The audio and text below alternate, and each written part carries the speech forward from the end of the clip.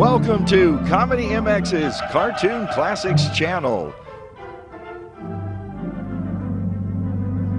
Binge out on the animated Superman, Popeye, Bugs Bunny and Friends, Technicolor Classic Tunes, Animators UB Iwerks and Max Fleischer, Mickey Mouse, Betty Boop, and all your cartoon favorites.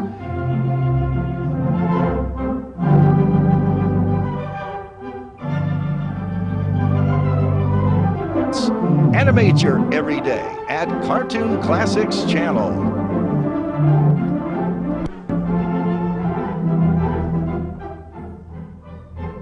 So return with us now to those golden days of yesteryear.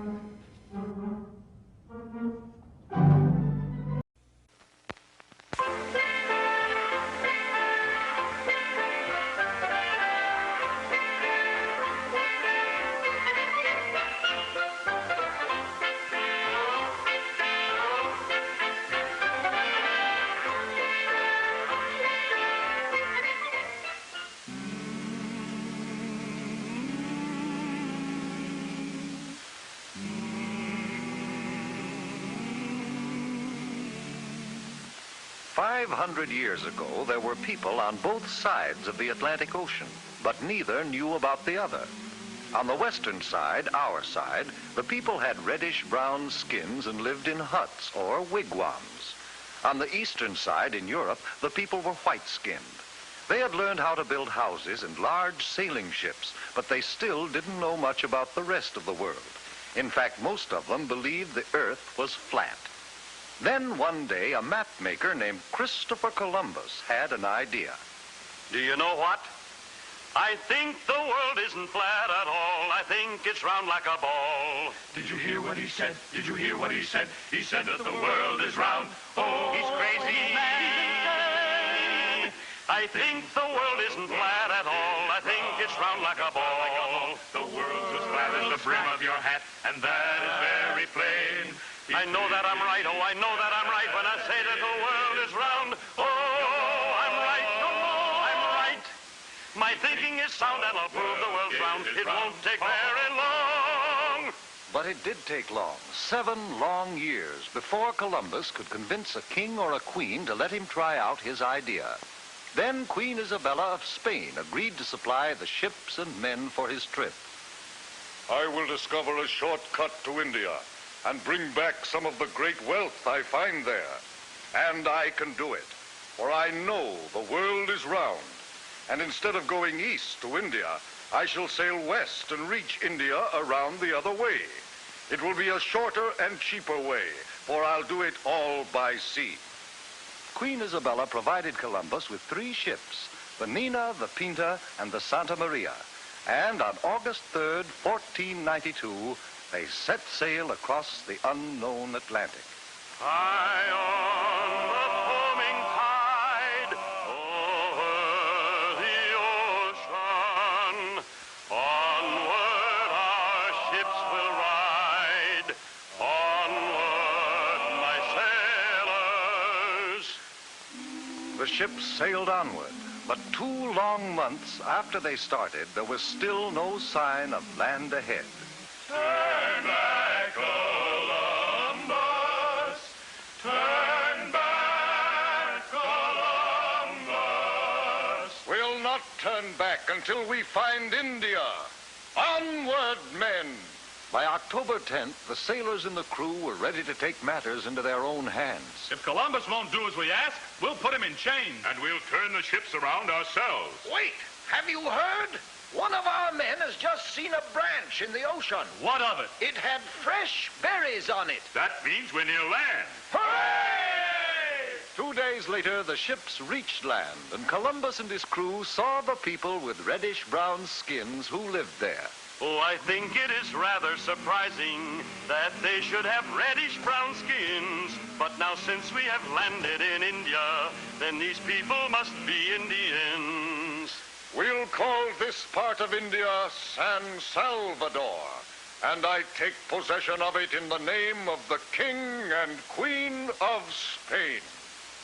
The people Columbus called Indians were very friendly, and they gave Columbus and his men many gifts. but not the rich jewels and gold for which they had come. For Columbus really wasn't in India at all. He was on one of the islands off the coast of America. But because of Columbus's mistake, the natives of America have been called Indians ever since. Columbus visited other islands near San Salvador, looking for the great wealth of India. And then he and some of his men returned to Spain. Hooray for Admiral Christopher Columbus! Columbus had no trouble getting ships and men for his second voyage, but he still hadn't the slightest idea that he was headed for the vast continent of America, and that he would have had to cross it and sail over the Pacific Ocean before he could reach India by traveling west. The men of Europe were no longer afraid of the ocean. Columbus made 2 more voyages, and other explorers followed. But each year on October 12th, we celebrate Columbus Day, the anniversary of that day in 1492, when Columbus first sighted the land of the New World, America.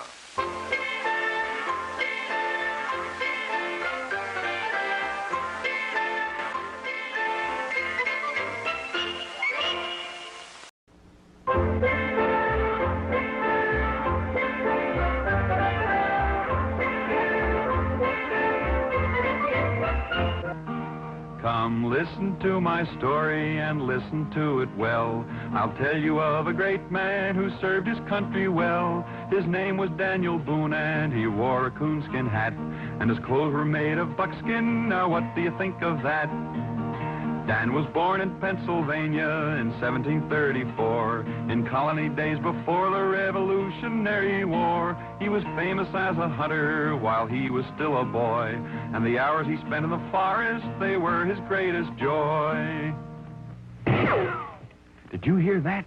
That was Daniel Boone with his long rifle out hunting a bear. Listen.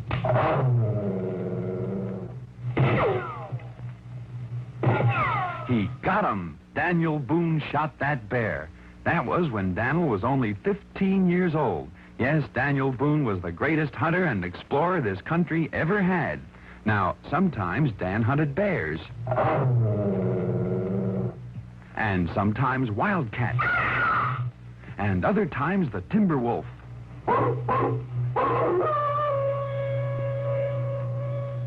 Daniel Boone loved to explore, too, and he was one of the first pioneers to see the Blue Ridge Mountains and the Bluegrass region of Kentucky. Oh, Daniel knew the forest, he knew the forest well, the mountains and the rivers and where the animals dwell. He was handy with a rifle and with a hunting knife, and he loved the open spaces, the cleanest kind of life. Of course, there were other dangers in the forest in those days besides wild animals. There were Indians, and one day when Daniel was exploring a cut in the mountains where Kentucky, Virginia, and Tennessee meet, an area known as Cumberland Gap, he knew there were Indians ahead, unfriendly Indians. Quickly, Daniel turned around and silently he cut back on his own trail, but the Indians were behind him, too. Dan was surrounded. Dan fought like a wildcat, but the odds were just too great. He was captured and taken to the Indians' camp. The Indians knew Daniel's reputation, and they tied him to a tree post to prevent his escape. That night, when the Indians were asleep, Dan found a sharp piece of bark right back of where his hands were tied. Slowly and painfully, he rubbed the leather cord against the bark until at last he was free. Then, as quiet as a cat, he escaped. The Indians followed, but Daniel covered ground so fast that he left their swiftest runners behind. He covered 160 miles on foot in 4 days, and he met his friends, settlers from back east at Cumberland Gap. During the Revolutionary War, Dan was a major in the American Army, and his great knowledge of forestry and wood lore came in handy when he fought the British and the Indians on the British side. But he was friendly to many Indians because Daniel was a fair man to red men and to white, and he never used his rifle unless he had to fight. He didn't like big cities, he kept on moving west, and he helped to build our country and tame the wilderness. When the Revolutionary War was over, Dan kept heading west until he made his final home in Missouri. There he would sit under a tree during the day and settlers and Indians came to him with their problems, for he was a man of great justice and simple democracy. His tree became famous as Boone's Judgment Tree. Often Dan sat under it and remembered his old battles and adventures, and he would fondly dream of his hunting days when he hunted the big bear and the savage wildcat and the wild timber wolf.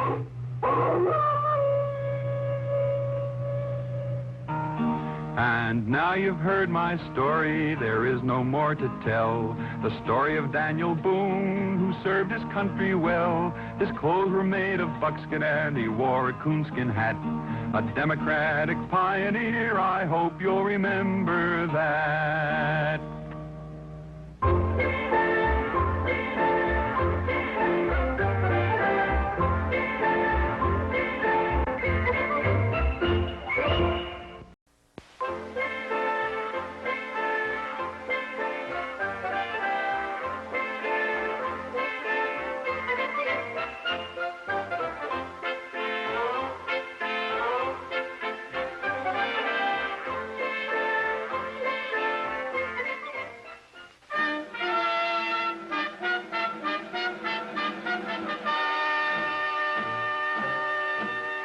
Many years ago, when the people of Israel were a great nation ruled by King Saul, they fought a long and bitter war against their ancient enemies, the Philistines.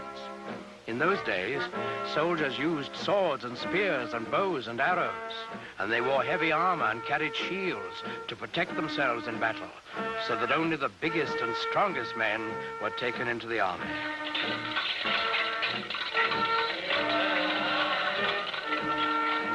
Well, in this war, the Israelites and the Philistines were pretty evenly matched. They fought many hard battles, and each side lost many men, but neither side could completely conquer the other. Then one day, while the Philistines were camped on one side of the great valley and the Israelites on the other, there came out of the camp of the Philistines a champion of their cause, a huge giant, taller and stronger and bigger than any man anyone had ever seen.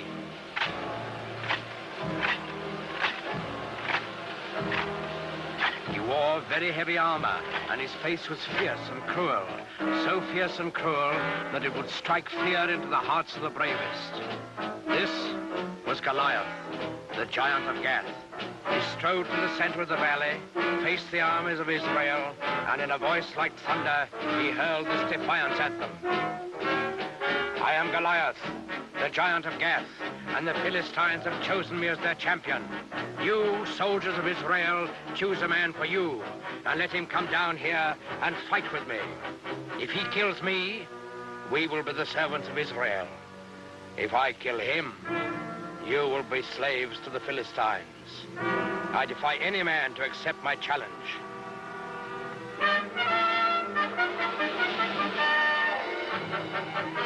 When the men of Israel saw Goliath and heard his defiant challenge, they were afraid, for they had no one to match his size and strength.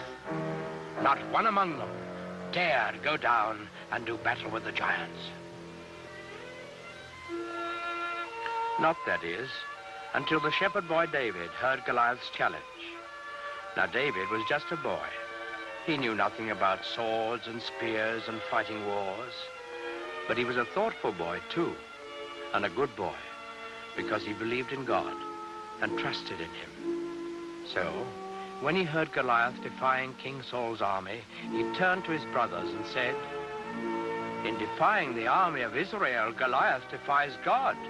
Is there no one here to go out and do battle against the enemy of the Lord?" David's brothers were first surprised and then angry at him. "Go back to your flocks and leave wars to fighting men." But David wouldn't be put off. "I will do it," he said. "Send word to King Saul. Tell him that I will go down into the valley and do battle with Goliath the giant." When the king saw how determined David was, he gave him his blessing and offered him his own royal armor and sword. But David wouldn't take them. He wasn't a soldier. Instead, he went to a nearby stream and selected 5 smooth stones. He put these in his shepherd's bag. He took his stick in his left hand, and in his right hand he held a slingshot. That's all. With both armies looking on, excited and expectant, David went down into the valley to meet Goliath. They met in the middle of the valley. David looking up at the giant, confident and unafraid, and Goliath looking down on the unarmed boy with eyes full of hatred. Suddenly, the giant Philistine roared in a terrible fury. I have defied all the armies of Israel to give me a man to fight, and they have sent a boy against me. What? Am I a dog that you come against me with a stick? David answered him calmly. I come against you in the name of the Lord of hosts, the God of the armies of Israel, whom you have defied. Your sword and your spear and your shield will not save you, Goliath, for this day you shall learn that the Lord fights on the side of right. Goliath let out an angry snarl. So be it. Defend yourself, boy. Goliath the giant rushed forward to make quick work of the boy champion of the Israelites. David stood his ground. He reached into his shepherd's bag, took out one stone. He fixed it in his slingshot, and he let it fly.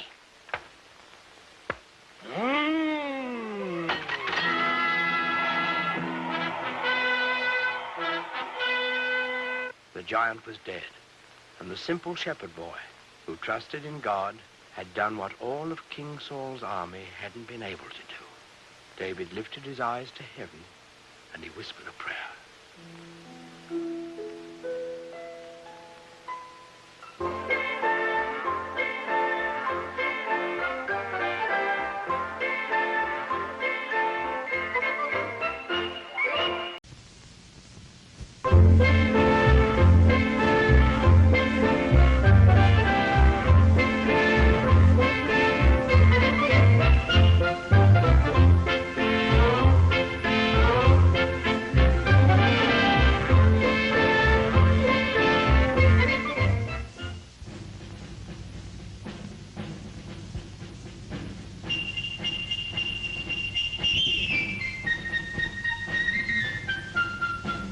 Once, long ago, in the wild backwoods of a country named Greece, a little baby girl, Diana, was traveling by horseback to the city of Athens with her mother and father.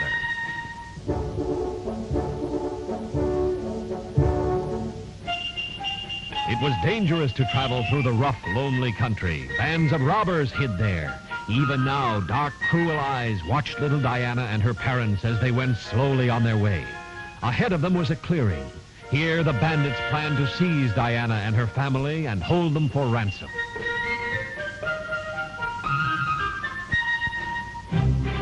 Behind the rocks and trees that surrounded the clearing, the robbers hid themselves.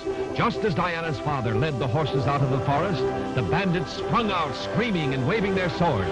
Diana's father fought back fiercely, but there were too many for him. The bandits hurried to tie him to his horse. Suddenly, one robber shouted, "A signal! A signal from the lookout! Hunters are coming!" Afraid of the brave hunters, the bandits rushed away with their captives.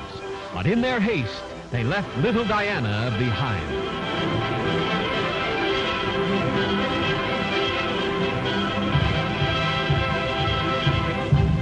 Only a few minutes passed. Then the hunters broke into the clearing, but they were too late. The bandits had escaped. The hunters did not know what had happened to Diana's parents. They asked her where she came from. She was only a baby, and she couldn't tell them. Not knowing what else to do, they took the little girl home with them to raise as their own child. As Diana grew into a young girl, she learned to be a huntress. Among all the children, only her best friend, a handsome boy named Melanion, could ride as well, shoot as straight, or run as fast as Diana.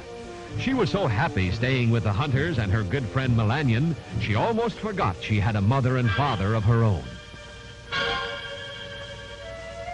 Diana's mother and father were held captives for many years. Finally, they escaped. In all that time, they never gave up hope that they would find their daughter.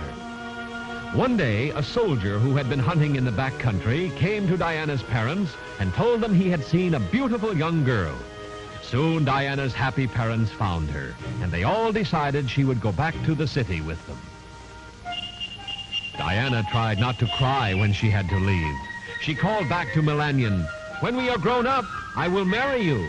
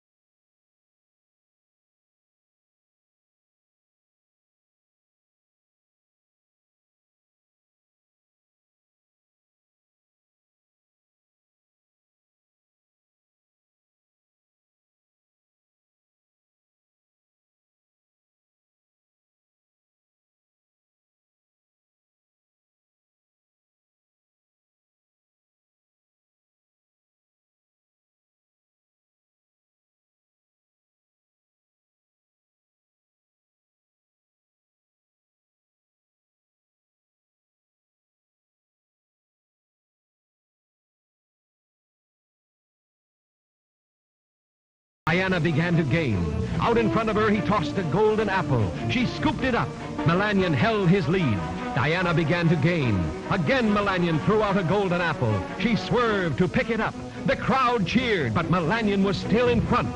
Now the finish line was in sight. Diana was gaining. Melanion dropped the last apple. Diana reached down. The third apple was much heavier. For a split second, she slowed, then regained her speed. Just as she was about to catch him, Melanion crossed the finish line ahead of her.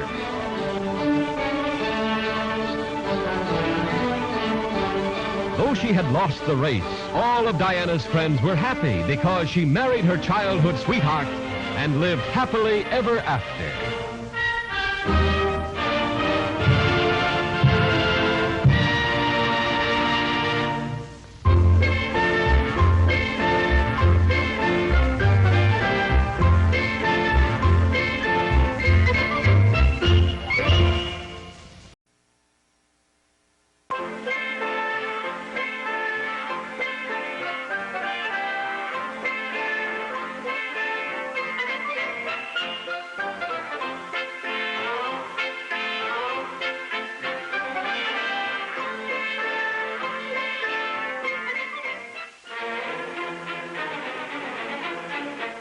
New Year's Day in Persia was the most celebrated day of the year. Wonderful shows were prepared to entertain the king and the prince. At the end of the program, a lone figure stood before the king with a beautiful horse. Your Majesty, I beg thee, look upon this wondrous animal. It is not real, but an ingenious machine that will carry me anywhere I wish, just by turning a peg. If true, it is indeed a wonderful animal. What is the price? It is not for sale, sire, but I would exchange it for a portion of your kingdom. Well, for such a trade, I must know more about this horse. My son, Prince Brahma, will test the animal for me. The owner started to show the prince how to control the horse. But before he could tell him all, Prince Brahma turned the peg, and away he flew. He doesn't know how to bring it back. It's a trick to kidnap the prince. Throw this man in jail until my son returns. As the horse's owner was taken away, the king scanned the skies for the flying prince, but he was out of sight. High above the clouds flew the enchanted horse with the frightened prince. He traveled hundreds of miles, but he couldn't control the animal. He twisted the peg, but the horse continued to fly upward and onward. At last he found a small knob behind the animal's ear. He gave it a turn, and the enchanted horse started to descend. As he came closer to earth, The prince saw he was in a strange kingdom. I will be in danger if I'm found, but I can't control the horse. The amazing animal carried Prince Brahma toward a palace courtyard. After I land, I'll turn the peg, and maybe it will fly away again, perhaps right back to my own country. So intent was the prince on the controls that he didn't watch the archway through which the horse flew. He was knocked off the horse into a courtyard. No one saw him, and while everyone crowded about the mysterious horse, Prince Brahma hid in a room. After studying the horse, the king gave out an order. This is a most unusual animal. I shall give it as a gift to Princess Serena. Perhaps then she'll be my bride. Take the animal to the stable until I'm ready to give it to her. Prince Brahma could hear the king's orders, and now he realized his chance of escaping was gone. Then he heard someone sobbing.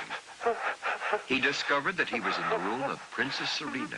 She was the most beautiful girl he had ever seen. She looked up and saw the prince staring at her. Who are you? I'm Prince Brahma. I come from far away.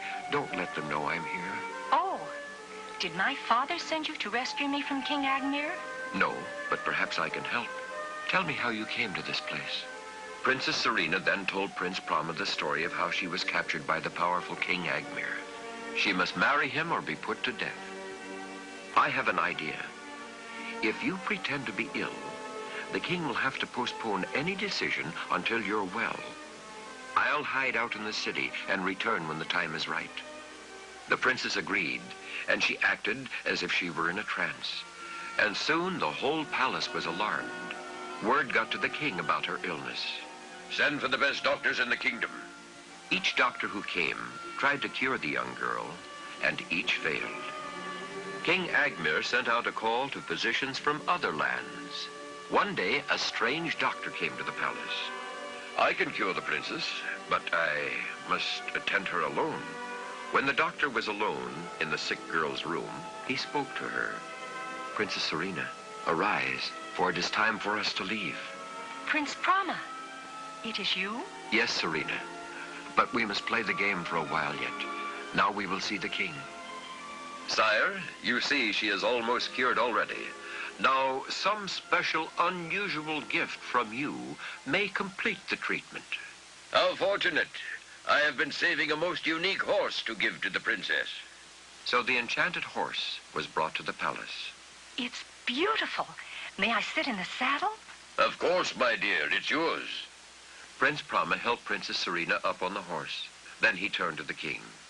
You see, sire, she is cured. Now for my fee. Of course, good doctor. What is your wish? I wish the princess myself. He jumped behind Serena. Never. She is mine. Guards, seize him. But the guards gaped in wonder as the horse rose from the floor and soared away. Out over the fields and mountains, the prince and princess flew. After many hours, Prince Brahma looked below and saw the palace of his father. The enchanted horse had brought them home. The king was delighted to see his lost son and welcomed the princess.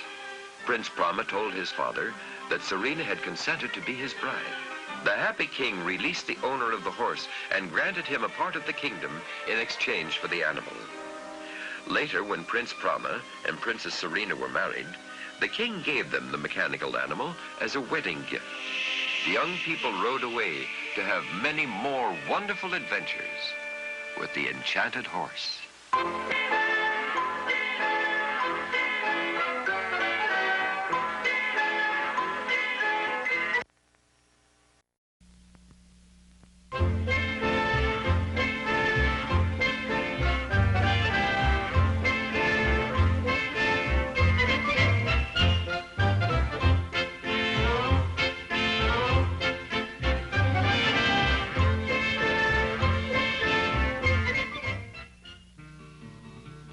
Advertised in Boston, New York, and Buffalo, 500 brave Americans a whaling for to go, singing, blow you into the morning and blow you into hi-ho, clear away the running gear and blow, blow, blow. Well, it was in the winter of 1818 that we set out to hunt the great sperm whale. Our ship was named the Globe of Nantucket. and our captain was George Gardner of the same. It was a chill and bitter day when the command came, "All hands forward! Man the capstan! Jump to it there!"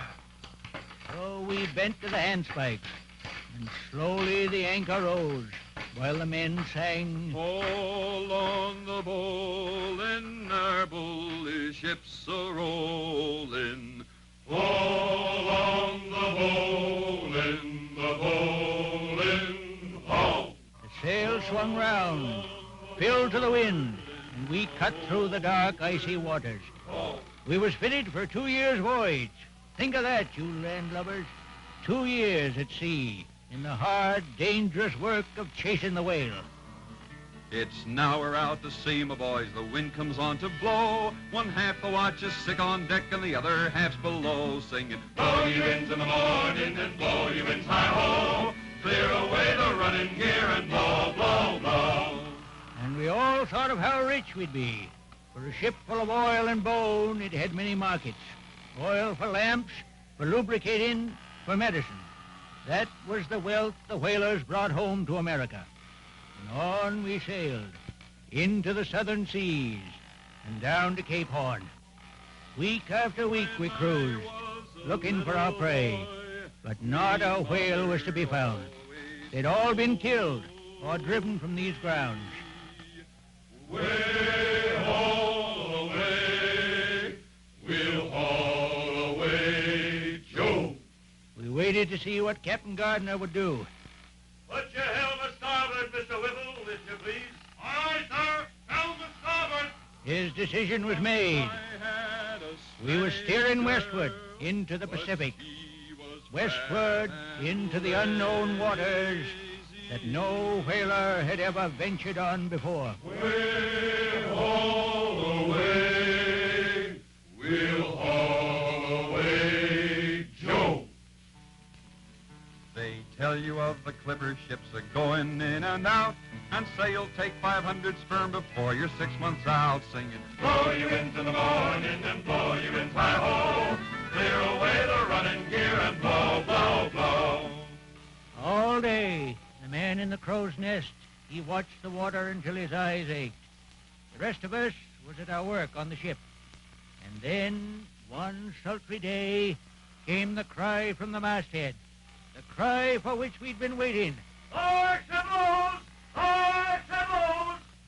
She breaches! Hark! She breaches! Far away! On the lee beam! Bravo! And in a moment we were in the water, rowing for him, straining at the oars like a strong stroke together. And then, as we neared our whale, his great humpback rising out of the water before us, the mate in our boat cried to the harpooner. The harpooner jumped up, balancing his long spear. Give it to him! And at the cry, the harpoon shoots out, and the whale is caught. Up goes his tail, and he sounds into the sea, dragging the line with him. What's the line? We dash water on the line with our hats. Now the mate stands ready with his lance. Up comes the whale again to the surface, dragging our boat. Haul in! Haul in! As we draw nearer to him, the mate darts out his lance. The whale is ours! And then we caught the whale, oh, the whale, oh, the whale, oh. And then we caught the whale with our quick harpoons. The whale, oh, how quiet was his tail, oh. And then we caught the whale with our quick harpoons. And then we caught the whale, oh, and then we caught the whale, oh. Well, day after day we sighted whales, for the waters were thick with them. And when we turned homeward, we knew that we had opened new ground. And we brought back more oil than any other Nantucket ship before us. Yes, we had opened the way for all to follow. Ships that would one day cross all the oceans and open up the whole world. All hands up anchor for home! And now that our old ship is full, our cat's so great and grand, we'll head on all our stunsails and sail for Yankee land, singing, "Blow you into the morning and blow you in hi-ho. Clear away the running gear and blow, blow, blow." When we get home, our ship made fast, and we get through our sailing. A winding glass around we'll pass, we're finished with our whaling, singing, "Blow you into the morning and blow you in hi-ho. Clear away the running gear and blow, blow, blow.